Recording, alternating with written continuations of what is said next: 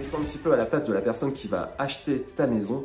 Évidemment, c'est un investissement long, donc on a besoin d'être rassuré. Le DPE, c'est son rôle. Comme tous les autres diagnostics, il permet à l'acquéreur de savoir exactement à quoi s'attendre. Le DPE, diagnostic performance énergétique, c'est obligatoire si tu veux vendre une maison ou la mettre en location. Avec les mises à jour qu'il y a eu, il te donne maintenant plus d'informations. Tu vas avoir par exemple des indicateurs sur le confort d'été, hiver. Tu vas aussi retrouver une information très importante, c'est la fourchette énergie de la facture annuelle de consommation énergétique. Ça va te dire en gros, bah voilà, ton logement il va te coûter entre ça et ça sur une année. Alors déjà depuis un petit moment, le gouvernement fait tout pour que les passoires énergétiques sortent du paysage français. Et quand on parle de passoires énergétiques, c'est ceux qui ont une lettre F ou G. Eux, ils doivent réaliser un audit supplémentaire qui bien sûr coûte encore plus cher aux propriétaires. Alors qui peut faire le DPE? Pas toi, pas moi, c'est un diagnostiqueur certifié qui va faire un calcul qui repose sur 5 postes de consommation. On va retrouver le chauffage, la production d'eau chaude, l'éclairage, la climatisation et tout ce qui est fonctionnement auxiliaire comme par exemple de la ventilation.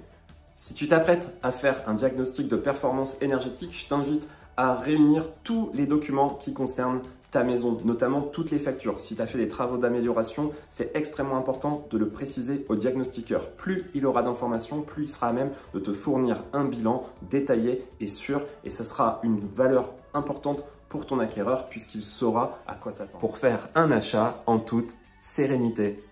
Alors faire un DPE, c'est bien, le comprendre, c'est encore mieux. Par contre, je peux pas tout expliquer dans cette vidéo. Tu as un fichier dans la description qui va tout expliquer pour bien comprendre ton DPE. Si tu veux en savoir plus sur le sujet, le plus simple, c'est encore de te rendre sur le site du ministère de la Transition écologique. Tu verras, tout est détaillé. Et si cette vidéo t'a plu, mets un j'aime ou un pouce bleu en fonction de là où tu te trouves.